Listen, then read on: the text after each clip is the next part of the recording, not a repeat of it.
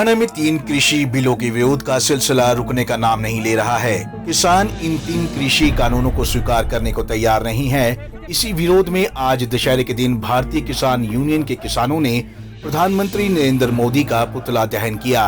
इस मौके पर पत्रकारों से बातचीत करते हुए किसान नेताओं ने कहा कि अहंकार किसी का नहीं रहता। अहंकार होने की वजह से ही रावण का पुतला हर साल जलाया जाता है। प्रधानमंत्री नरेंद्र मोदी भी अहंकारी हो गए हैं, इसलिए आज उनका पुतला दहन कर रहे हैं।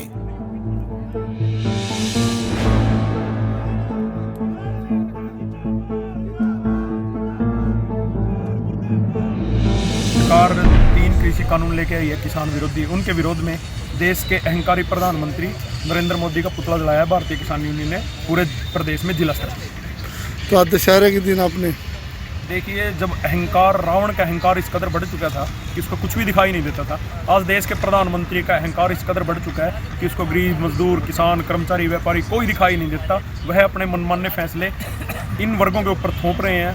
तो हम देश के प्रधानमंत्री, अहंकारी प्रधानमंत्री को चेतावनी देना चाहते हैं कि या तो समय रहते सुधर जाओ, वरना देश का किसान बोना भी जानता है और काटना भी जानता है। भारतीय किसान यूनियन ने भारत के प्रधानमंत्री नरेंद्र मोदी का जो 3 काले कानून किसानों के विरुद्ध लाया है, उसमें किसान बर्बादी की कारगर में खड़ा है। किसानों ने इकट्ठे होकर के सारा हरियाणा में अहंकारी प्रधानमंत्री का पुतला फूंका है कि एक देश के अंदर पहले रावण अहंकारी हुआ था, रावण के पुतले अब लग फूके जाते हैं। इसी के विरोध में दशहरे के दिन भारत के प्रधानमंत्री का पुतला फूका गया है कि ये अहंकारी है, किसानों की कोई बात नहीं सुन रहा।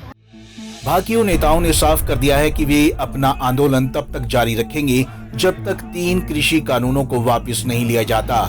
ये तीनों कानून किसान विरोधी हैं, इसलिए किसान इसे कभी स्वीकार नहीं करेंगे। Bureau report, Punjab Kesari TV, Chandigarh.